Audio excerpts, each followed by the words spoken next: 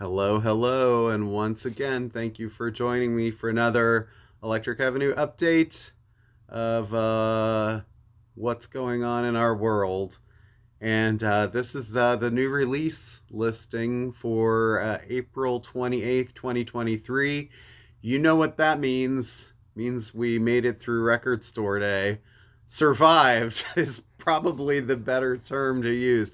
I've never seen anything like that before. Well, I can't say that. I've been in this business long enough that I remember my first couple big new release days. Some things like the release of, oh gosh, this is going to date me. First thing I remember seeing a major line of was Motley Crue. Dr. Feelgood was the first big release I remember being in a store selling, and the line wrapped around the building, and I don't think I've ever seen so much mint green in my life before or since. Similar things used to happen for like Guns N' Roses albums. The Use Your Illusions were really big. I mean, I sort of have markers in my mind about those things, even into the 90s when vinyl had sort of died. Pearl Jam's Vitology, we did a midnight sale at our store for just the vinyl release of that. I don't know if those of you are old enough to remember, but that came out on vinyl a week before the CD did. So there was a lot of anticipation because it was the only way you could hear it. There was no internet streaming, none of that. So it's kind of charming to see that many people be sort of pumped for vinyl again. And uh, as one of my customers came in yesterday and said he walked down the line when he saw it and he said, "Welcome to 1986, bitches." And I thought that was great. So, I mean, it really does feel like it is back in a big way. It does not necessarily feel like an exercise in nostalgia, although I'm sure there's a fair amount of that. But, it's just nice to see people kind of get together and in sort of like their own ways of being in touch with music. They still love it as much as they ever have, but you might not see it in a world where you exist on your phone and streaming. So to see the passion, it's sort of similar, I guess, to going to like rock concerts, right? But it's like the old days where you used to wait for concert tickets in line. I mean, to see the passion in like a visceral way is truly just exciting and remarkable. And we couldn't be more blessed and pleased with the result. And I just want to say like a big thank you to all of my helpers that were here that day. I mentioned you guys on Facebook too, but there was one sort of big absence. My friend had done a video, and I said, there's one thing missing from this video, and he said, Aaron, and I said, yes, my wife and partner who I worked with in stores off and on for 20 some years, and many of you know, but she developed an illness 6 years ago, and it's been a very difficult road, and she hasn't been able to work since. She's still around and sort of will pop in to say hello, but a lot of people don't realize how integral she is in keeping me going, keeping this whole venture going. And it's very meaningful and touching, and I just want to give her a shout out because she's also sort of camera shy and doesn't really want to appear in these videos, even though I've mentioned it a couple of times. So I don't know. Eventually, I might be able to sort of get her to make some sort of an appearance, but we'll keep working on that. But much love and thank you, obviously, to her, and thank you guys for being so supportive. I mean, it has been such a journey. We just had our 10th anniversary, as I've mentioned, and I appreciate all of the love and support from that too. So, with that being said, let me get on to new releases today. The first thing before I sort of do that, I just want to point out I got a few more of the Pearl Jam in. Just kind of had them sitting at the warehouse and forgot about them. So they're still around, but I sold out of them on Record Store Day, obviously, and sold out of the Taylor Swift, and I think that you're probably going to hear that from most sellers. Taylor was my number one seller. We had 80. And I know some people had way more than that, and I think I kind of hit it close. We probably, would have sold another maybe 10 to 20 that day, possibly, and then who knows what in the future. People probably who couldn't have gotten it anywhere else, I know, would have come here. I know there are certain stores that had hundreds of them. And honestly, as a store owner, and when you kind of see these things over the course of time, you kind of have to. It's almost like a guessing game, and you don't want to overshoot too much because you don't want to end with too much. And there were many years early on with this that I had a lot of stuff left over, and it was practically having to give it away. And it still can be sort of difficult from time to time to guess that stuff. It's a guessing game. So, we did pretty well with them, I'd say. Well, the first 5 things on this list we completely sold out of. So our top 5 were Taylor Swift, Pearl Jam, Van Halen, Billy Joel, and the Rolling Stones. And a lot of that was sort of based on how many copies we were able to get of certain things too. Those were followed by Grateful Dead, Stevie Nicks, Tori Amos, The Cure, and Allman Brothers. And I think Yes sort of kind of tied in there too. So, yeah, those were the biggest sellers here. They were probably the biggest sellers for a lot of stores. And I was kind of surprised. I have a few Chet Baker left. That's a really great release done by Coherent Audio with Kevin Gray doing the remastering. And I had somebody say, oh, well, I don't know if I want it because it's mono. And I said, no, you do want that because it's mono, because that's the best sounding version of that record that will probably ever be produced on vinyl, to this stage anyway. So, but yeah, so there were a few things that were still hanging around. So anyway, some of them are be listed on our Discogs page. If you look there, it's electric_avenue as a seller, or come by the shop if you're in the area. So, all right, new releases. Yeah, it's the next week, and there are still new releases coming out. So while the pressing plants are stretched to the max, they're still making stuff, and things like this mama, the Rush box set for Signals. Yeah, this sort of monster retails in the $250 range. I think I don't know, it's kind of interesting. It's got, an older master of the vinyl from like 2015, 2017, but it's the first half speed DMM or direct metal mastering vinyl master of it as 2015. The remaster on CD for the first time, Blu-ray audio. There's 4 bonus 7 inches, hardcover book, some other stuff. I mean, if you're a Rush fan, maybe that, and it's cool that they've been doing these sort of altered cover art. I love that with the little Dalmatian and the giant fire hydrant. Anyway, so that is out on the street this week. And they also did, it's weird, the only vinyl that they didn't update the vinyl, they just did a picture disc for it. I think some people are going to go, well, that's kind of stupid. Why did they do that? And, I think it's basically for being a collector's piece. If it was me, if it were I would take it out of this PVC thing right away and put it in like a cardboard with a polyline or something like that, just to preserve that and keep this sort of nearby. But even packaging these poly sleeves, you don't want to leave your records in them if you can help it. And you don't want to even keep them inside another sleeve together, because whatever the compound is in that plastic can sometimes sort of oxidize onto your vinyl surfaces, and it can damage your records. Things like, you really don't want to keep vinyl in super warm spaces. We're coming into summer.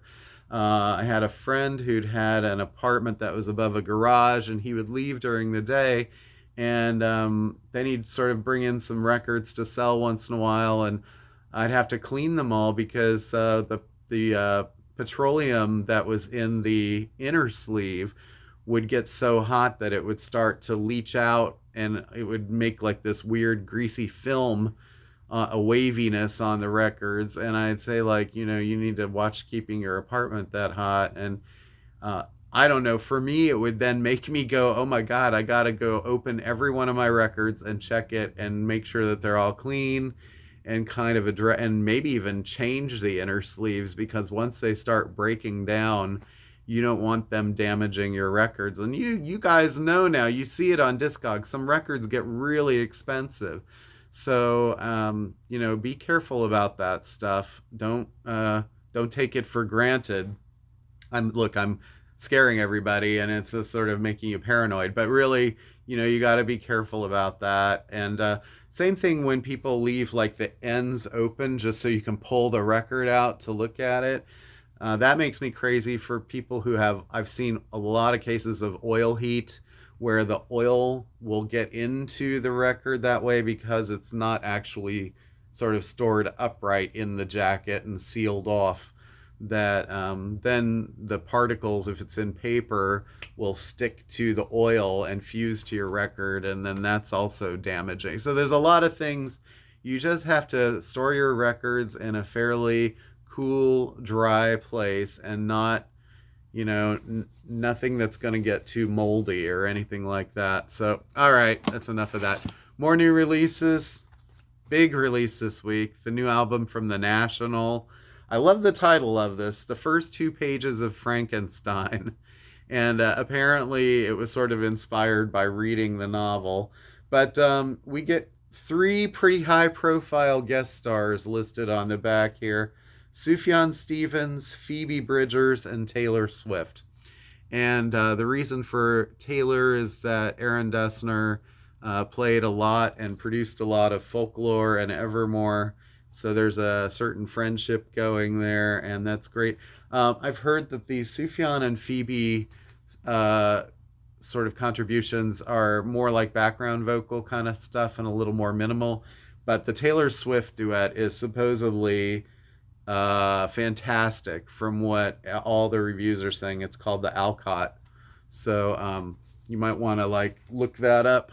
And who knows? I think maybe that might be a gateway for some people who really haven't listened to The National, if they love Taylor and they love Folklore and Evermore and want to check out, what this band is all about. They have so many records too. You kind of have to go back and look at, which ones you'd be interested in. And they kind of have gotten more folky over the years, probably. I don't know. They went through sort of a mild sort of electronic-y phase too. But anyway, so I'm just going to roll through some reissues here. Rolling Stones, Between the Buttons. This is the US version. The UK version already came out. New black vinyl pressing. It doesn't say what the mastering is. I had to rescue some records the other day because this drives me crazy. Someone was in the shop and they sort of fumbled with their drink, and I didn't realize that they did it. They didn't say anything to me.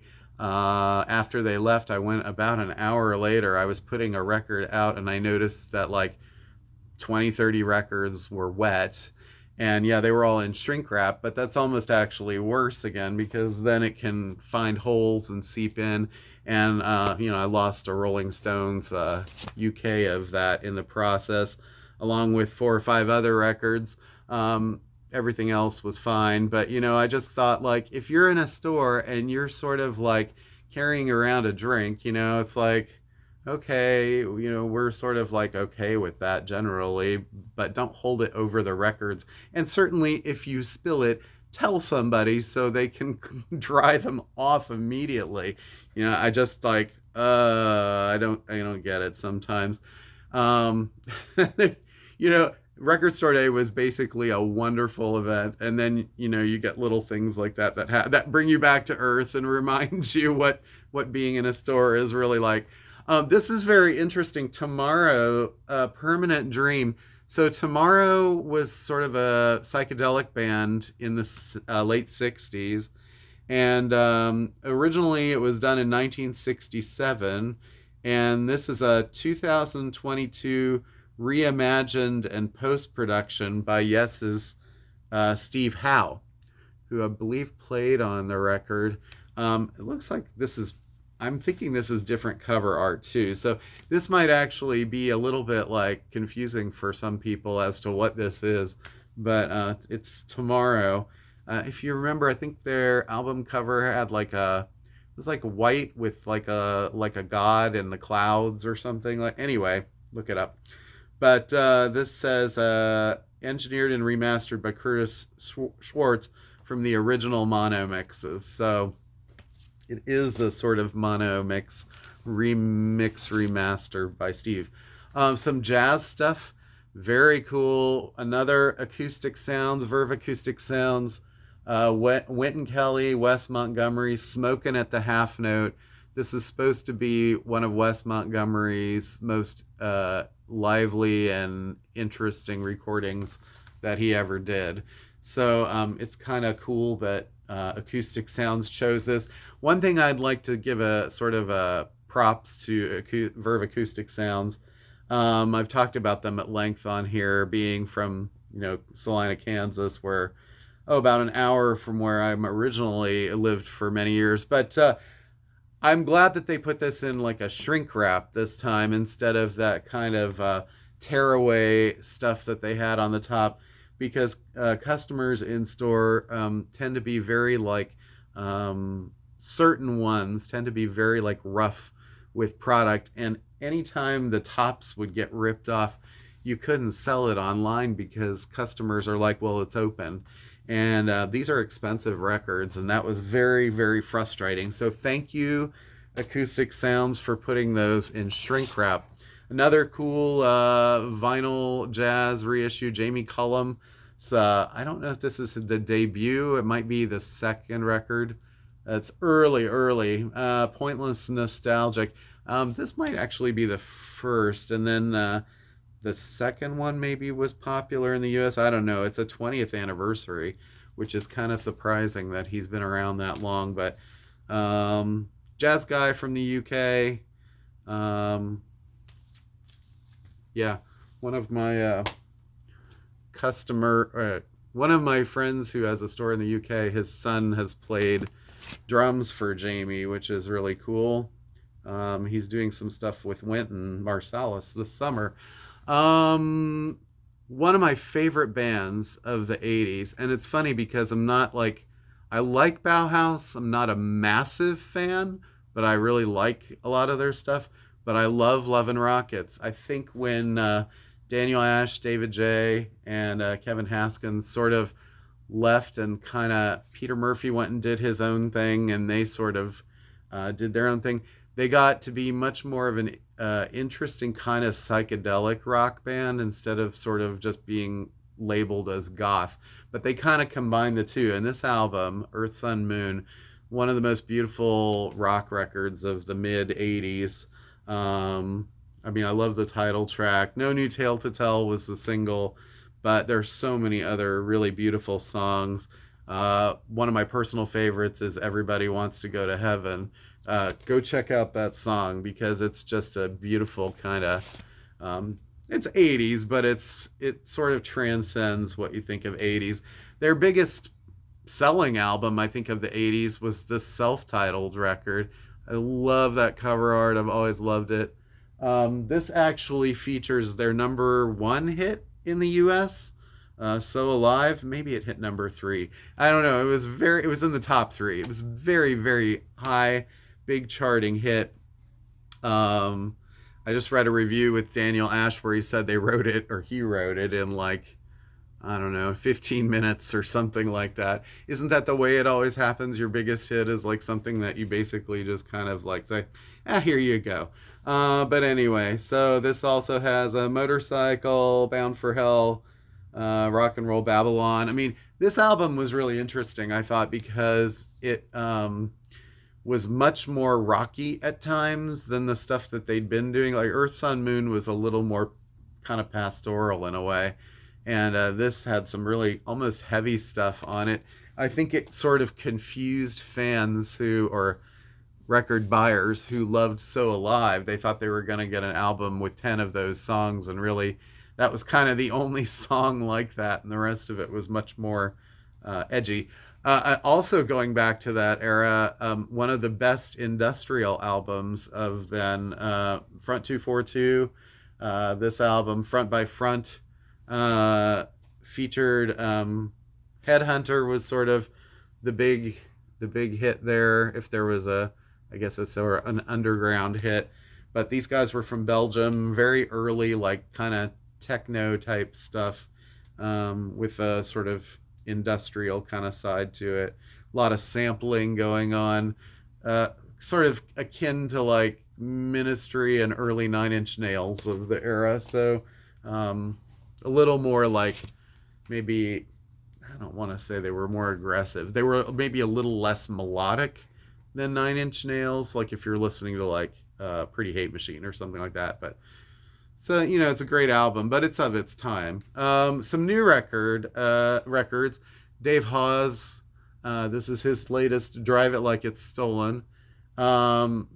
Dave's really cranking out the records. Good for him. Sort of, I believe he's like a local kind of Philly area guy, but anyway, looks like a sort of cool extensive album. He plays a lot of shows around here, so, and is supposedly a very, very nice guy. I haven't met him, but some of my friends in other stores have, or had him for in stores.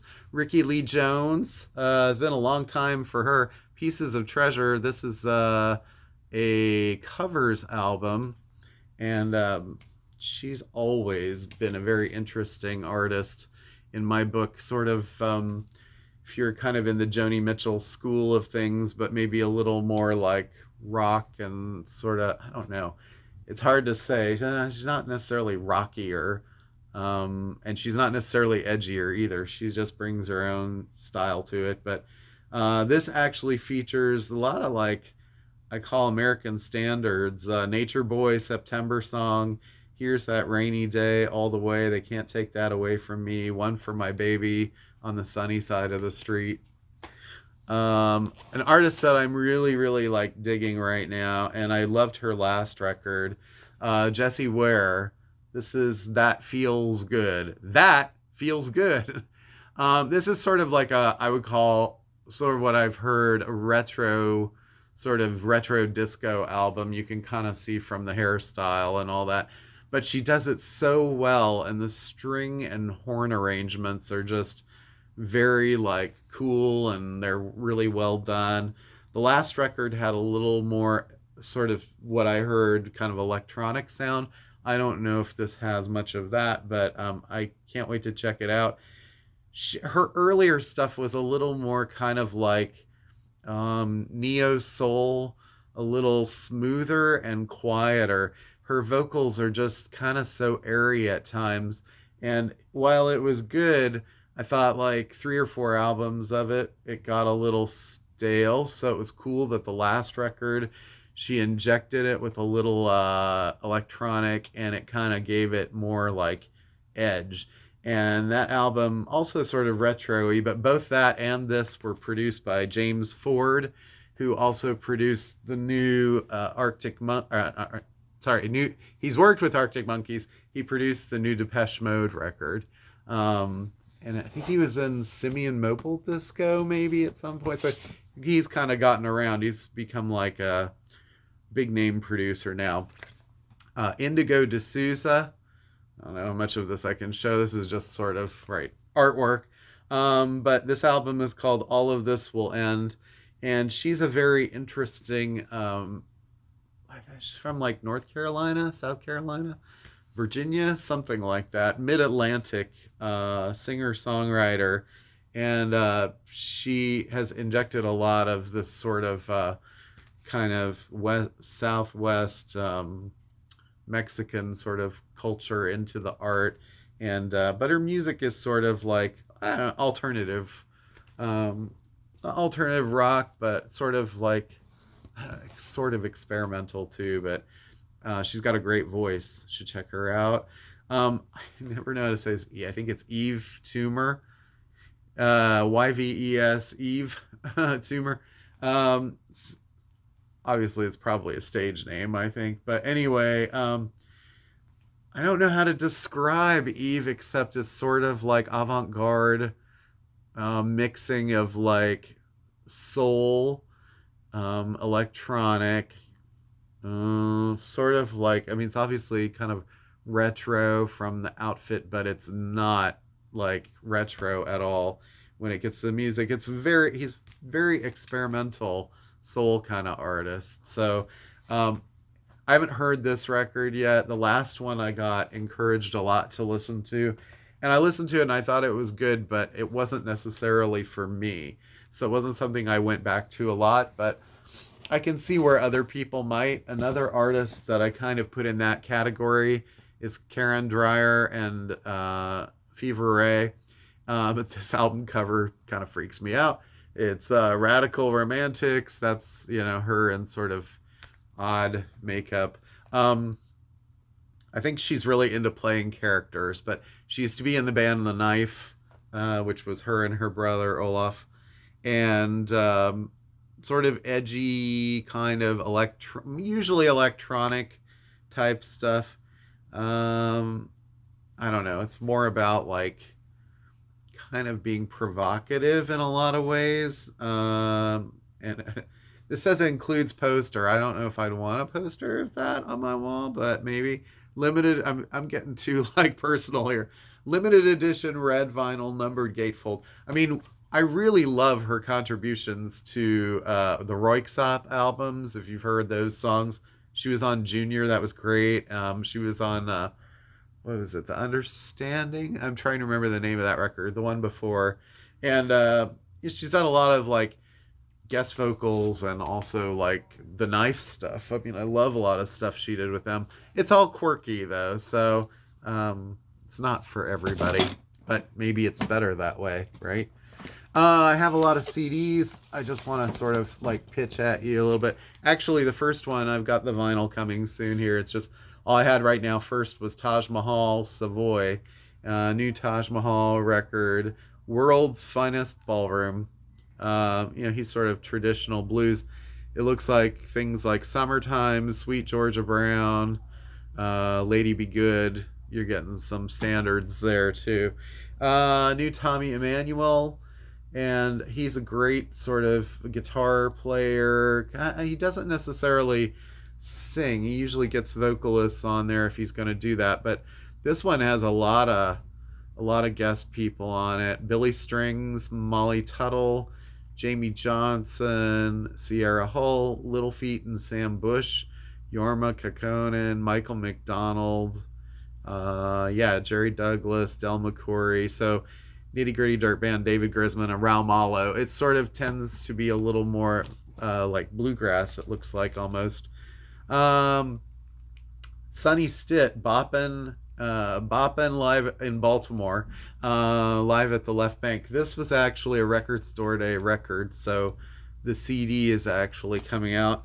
Same thing for Bill Evans. I still have a couple records of both of these left, but this one's called Treasures. Solo, trio, and orchestra recordings from Denmark, 1965 to 69. I heard from many people that this Record Store Day record was absolutely fantastic, and the orchestra stuff in particular was supposed to be really, really good. But I don't know. I always order a lot of Bill, and then surprisingly, I had a few sitting there this time, but they sold online, so I'm not too concerned about that. Keith Jarrett, Book of Ways. This is actually a reissue from an album of 1987, so but on CD. White Snake, Still Good to Be Bad. Dave Coverdale is supposed to be a really nice person. My friend just interviewed him for a podcast. 2023 remix and a 2023 remaster. So the goal is to get a lot of White Snake stuff out on CD before they don't make CDs anymore. The Damned, new studio album, 12 tracks. amazing that this band is still putting stuff out. It's over 45 years now, right? It's probably approaching 50. This is coming on vinyl too soon. Stephen Stills Live 1971 at Berkeley. This has Love the One You're With first. You Don't Have to Cry and The Lee Shore with David Crosby. Sugar Babe, Black Queen, sort of an old catalog. Tapes, Josh Ritter, Spectral Lines, his new record. He's got a lot of records. Used to work with somebody who swore by Josh Ritter and said he was like one of the best American writers around. Angus and Julia Stone, Life is Strange, their first album in quite a while. I think maybe since before the pandemic or around the beginning. Maybe it's been a couple years at least. A new album from the Orb called Prism.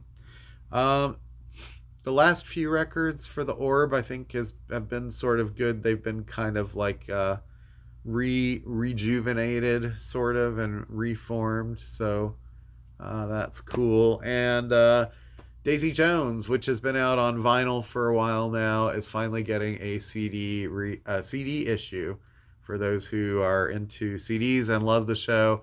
I am hearing nothing but great things about this show. People say if you like the Fleetwood Mac story, it's sort of almost like a fictional reimagining of that. And supposedly there's talk about doing a second season, which is interesting because apparently the way the show plays out, people are like, I don't know how they're going to do that, but that's really awesome. So, all right. Thank you guys so much for watching me. I hope I didn't ramble too much. I took a couple of little diversions there today. I was very wordy and chatty. I don't know. I'm hard to shut up sometimes, so I'm sorry. I hope you enjoyed this little trip down our corner this week, corner of the world. Again, so many thanks to those of you that came out for Record Store Day and all of your support. And even if you can't make it, hope to see you soon. And, we couldn't do what we do without you. And it really does feel, I don't know if other stores feel this way, but with all the volunteers that I had helping and the vibe that people had, I mean, there was so much positivity in the room. I feel like I'm truly blessed with like the most amazing, group of friends and customers that anyone could get. And I'm going to start getting teary now, and I don't want to do that. Not in my videos, but maybe eventually. You see, you get me talking about like my wife, and that just really does it. So I really can't do much. But anyway, I so appreciate everything that you've done, and all the people that have, sort of contacted me, come out of the world, and been willing to share parts of their lives and stuff too. It's just really amazing. It's hard to say. Did the pandemic make things better ultimately? I don't know. I'll have to leave that for the memoir one day. The jury's still out. So, but thank you. And you all know who you are. Peace. See you next week. May's coming, lots of great new releases. I'll get my board updated here soon. All right, take care. Love you guys. Bye.